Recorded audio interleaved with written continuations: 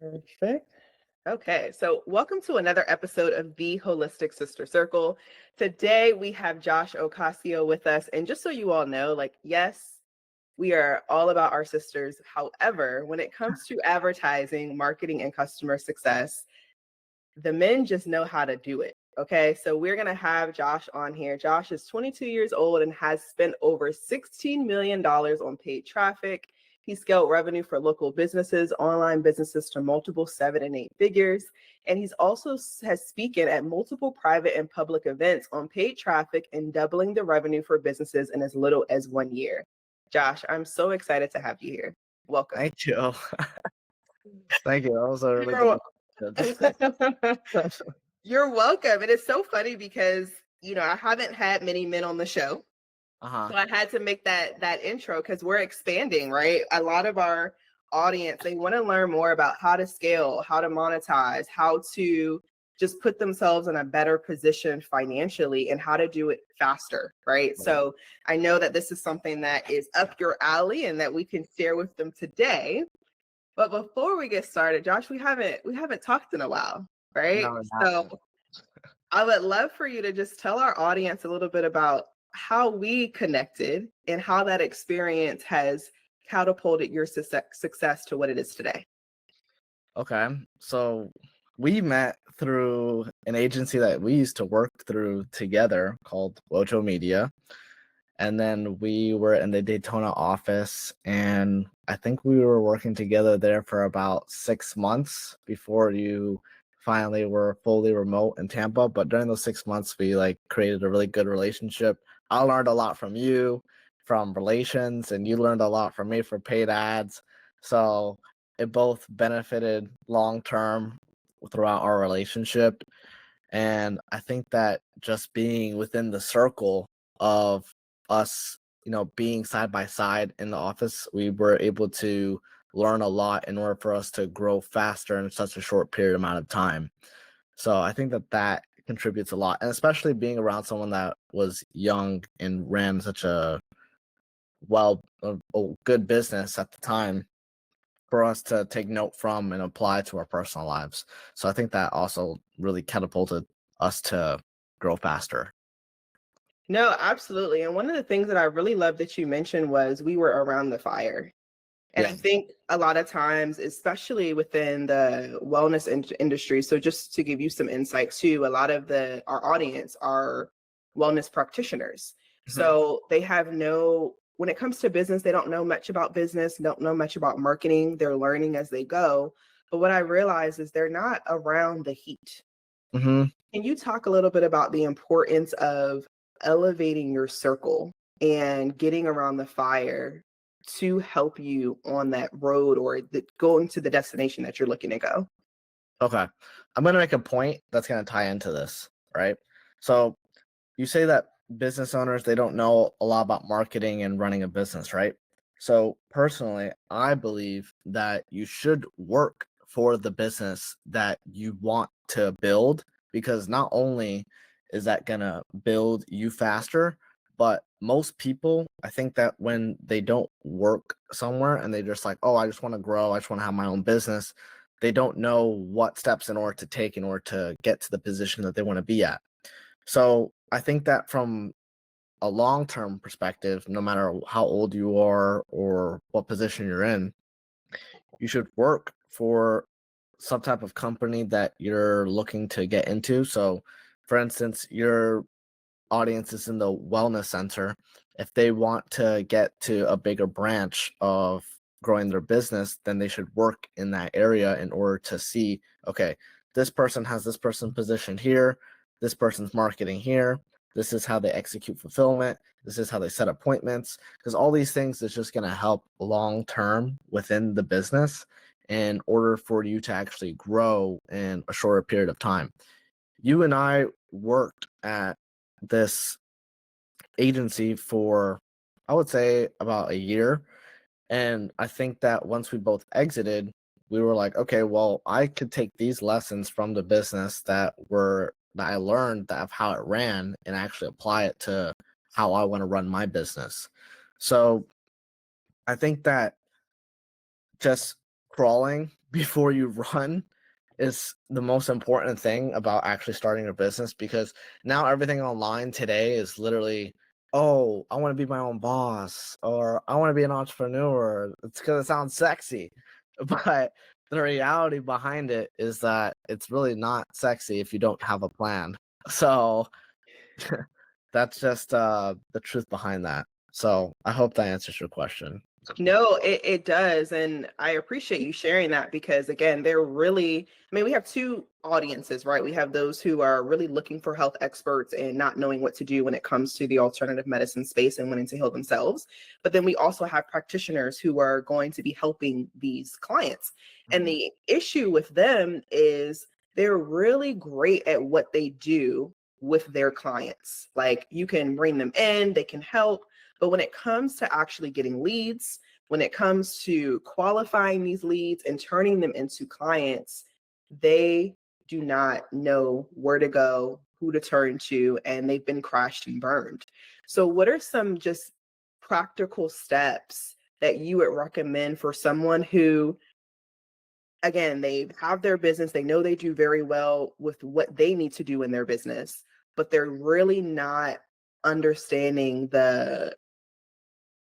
they're really not understanding when it comes to like the business, again, the marketing side of things, Mhm. but they want to, because again, I've had the situation, for example, just a few days ago, I had a client who was super frustrated because she's like, I'm hiring all these people, but I feel like I'm just managing all these people and no one knows how to do certain things. And I'm like, okay, well, because you don't know how to do them, you Yeah. can't actually teach them. Mhm. And because you can't teach them, that's why they don't understand. And Yeah. then you're not making enough to hire experts, because if you were to hire expert, they're going to charge you a lot more because they're coming in and just doing that particular specific task. So can you talk a little bit about, now we're going to kind of get into kind of the hiring aspect of it and why it's so important to, again, figure those things out before, and we're going to get into the ads in a second, but before you start streamlining and actually scaling. So personally, I think that the most important thing that you could do, and I'm going to take this quote from somebody that I saw online because I think it's really important, but the most important thing that you could do is when you're recruiting is the vetting process, because that's going to be the people like to blame other people whenever they hire other people, like, oh, they're not doing this correctly, but at the end of the day, it's your business. So if you aren't setting the correct expectations for someone whenever they're coming into your business of what they're actually supposed to be doing, then they're not going to know how to run their position successfully in order to take that stress away from you. Instead, so for instance, me personally, I my first hire was a media buyer, and funny enough, it was my cousin. But the thing that spoke volumes to me in that position was the fact that he was hungry to learn. So, regarding if he was my family or not, just that type of attribute of someone that's wanting to learn and be in the position to actually invest into it, especially when you're first starting out. When I first started out, one of the things that spoke volumes to me was that I didn't have a lot to pay him in the beginning. So he was like, all right, I'm going to take all this money that I have from my previous job and I'm going to invest it to learn into the skill that you're hiring me to be. And then I was like, okay, like, cool. So things of that attribute and a character is something that you can't force someone to do. Mm, So when you are recruiting or hiring someone, you want to look for someone that's going to be a team player. You don't want someone that's going to be robotic, because you can replace that. That's why all these new technologies are coming out, but that's a complete side point. If you are recruiting someone and you see that they are wanting to grow or continuously asking questions from the beginning of like, how do we become better, those are the best people that you want to have on your team, because mhm, that's going to take so much stress off your plate, because they're going to be resourceful. That's the word, resourceful. The most resourceful people that you have on your team is going to help you to make the most amount of money possible, because number one, they're not going to come to you with all their questions before they ask you for any questions. Is them going on Google, them going on YouTube, them doing this, them doing anything else besides asking you in order to learn about how to make your life less stressful so that you can focus on moving things within your business. So I think that whenever these business owners are hiring, they need to look at the characteristics of the people that they're hiring, because that's something that you can't train someone to do. They just have Right. to have it within them. And that's hard to find, but if you find it, you're going to be able to grow a lot faster. Absolutely. No, I certainly appreciate that. So let's move topics here for a second and let's just kind of talk about. We know that when it comes to getting leads and really being able to expand your business, there are different steps that Yeah, one must take. And what I've noticed, and I obviously at the agency, we've noticed this a lot too, that people were not ready for ads. right. They believed they were ready, but Yeah, then they would get frustrated when they weren't getting certain results. And I right. think this also ties back into what you were just saying about even a team. It's the same with your leads. There needs to be a qualification process as well. And there need to be expectations set between you and this person that you're going to be, I mean, between the person that you're working with and you. They need to really understand, okay, what are the things that I need to do? And what are the things that you are going to do to essentially help me get there? So, what have you seen with people who are looking to run ads? What are some things that they need to make sure that they have in place before they begin? I think that they need to have, so one of the things before running ads is that, one, either you have buyers before that. One of the things that's worked really well is integrating your people that have already bought from you into marketing, because you can take that data and just like get more people that look like that into your marketing. So I think that that's one of the main things. And then you mentioned that what else do they need to be prepared for before they have leads, right? So one of the other things that they need to be prepared for is, what does it look like once someone comes into your business? Like, you might have it down packed for referrals, but what are you going to do once you have an immense amount of people coming in? Or sometimes you might not have people coming at all. And people blame the traffic that they get, but to be honest with you, I think it's just the positioning of how they angle certain things within their offer, because certain things resonate to certain people. So one of the things that they need to two things that they need to focus on is what resonates most with a wide audience of people, and who do they want to impact the most. And then once you have that down, then you need to train the person that's taking all the calls to set the appointments correctly, to get the message across for what that person actually wants from their company, because that's going to make everything transition very smoothly once they come in with those two things, and help the business to grow nicely, not fast. Mhm. Everyone wants fast growth, but the truth is that you don't want that, because number one, you're not going to be able to fill all of it, and you don't have the hires positioned correctly in order to maintain that volume. So those are the two things, and then managing that slowly and building your foundation is the most important thing. Mm, yeah. Okay. And I love that you said that too, because that happened to us. I remember a few months ago, we had just started a high ticket offer after the podcast. And we had so many people that wanted it, but we didn't have the fulfillment to work with those people because it's only two of us. Mhm. So what we found was we were so strapped for time to the point where not only were we strapped for time working with these people, but our front end had suffered, the back end had suffered because we couldn't fulfill more than the four people that we were working with. And then it became more of a stressor than something that was actually going to relieve us of what it was that we were going through in the business. So I'm sharing this because for those of you who are just kind of in this position where, yes, you want to grow really fast, let's talk a little bit about just some of the team members that you should be hiring to help you and to be in position as you're beginning to grow. Can you share a little bit about that, Josh? In what type of business though? Like any So business? So these are wellness experts who Okay. are coaches.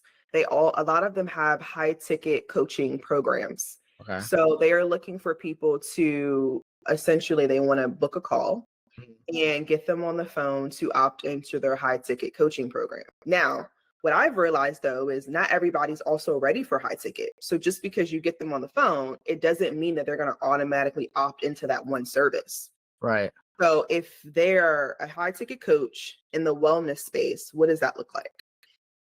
I would say that there needs to be multiple different offers, but if you're only focusing on people that can actually qualify for that, it would be better to just get people in for that if they don't qualify for anything else. But like what you could do is put those people that don't qualify yet into maybe like a subgroup where they could subscribe to something and you can post things in there to maybe help them along their way until they're ready for the higher ticket thing.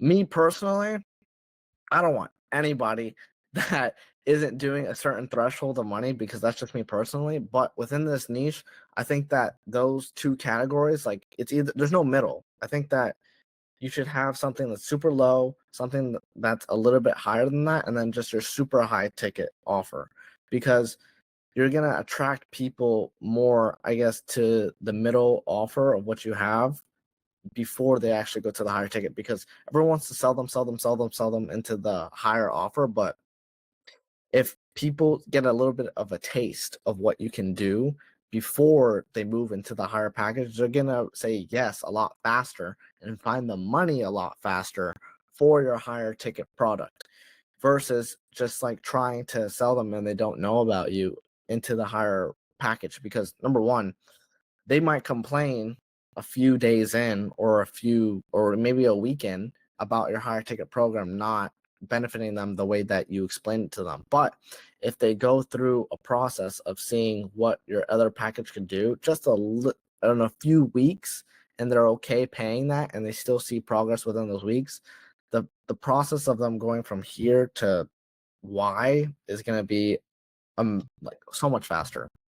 So those are the things that I think that they should position for because I see a lot of wellness coaches online, and one of the things that they do is they try to portray a lifestyle rather than things that benefit what the person actually wants inside their content or in their ads.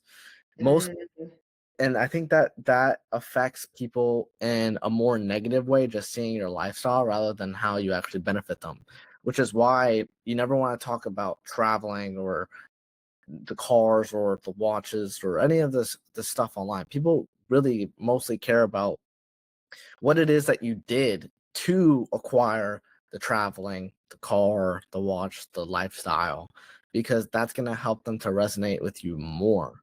Most mm, people can't talk about traveling, watches, going here, going there when they're stuck like in the mindset that they currently have. Like what is it that took you from here to there? And then you say, "Hey, this is what took me from here to there." And I actually teach that in this. And then this is how this can apply to you if you're stuck with this problem or this problem, and you're just touching a bunch of different problems organically, and one of those is going to hit. And then also, that's another way that you can find out what to run as an ad by seeing what hit the benefit the most from where you were before to where you are now. So, yeah. that was powerful right there. Because I don't think, I mean, there's certain people that you're right. Like when I think about all the people in the wellness space, they do represent their lifestyle and not necessarily what it is that they're going to be walking people through. Right. Now, when it comes to just, again, where you started and where you are today, can you talk a little bit just so they know, who they're getting, of course, getting this information from, but just share with them, what that looked like for you and how you essentially documented your journey, even online, you documented your journey and that actually helped you get even more of a following Mhm. to be able to be where you are today. So can you talk a little bit about that? Yeah. So, in one of my highlights on my Instagram, I documented my entire journey to just be completely transparent. And I showed basically from where I started, which was nowhere.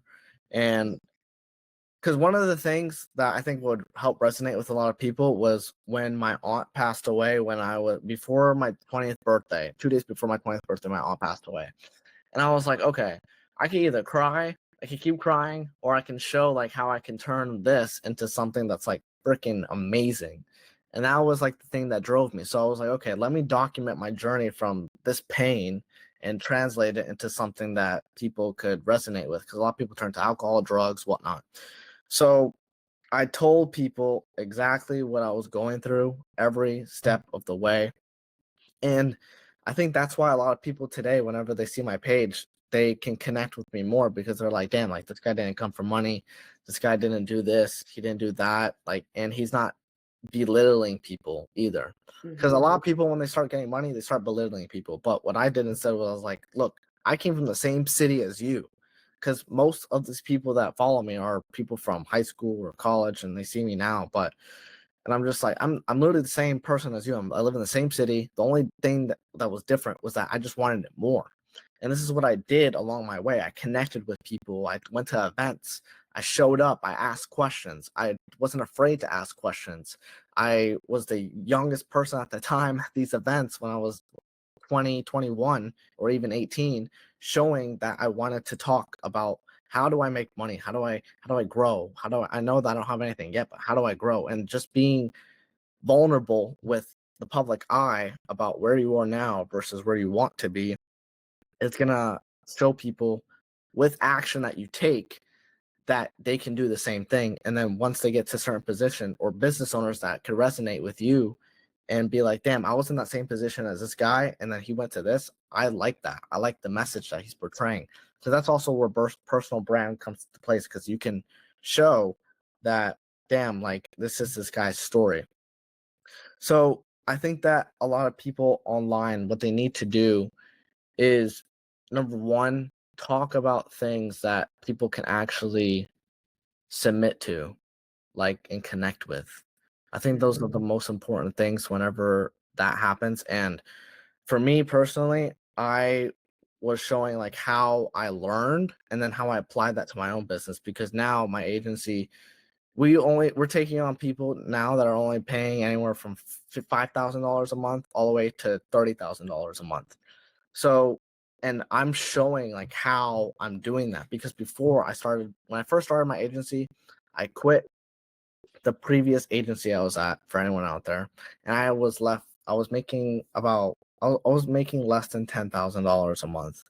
But within the first month of me starting my stuff, I went from 0 to 10. And that was like only because of relationships that I had built before I started marketing my company and talking to people. So going from 0 to December, where I was pushing from I started my business in October of 2022. Yeah, 2022.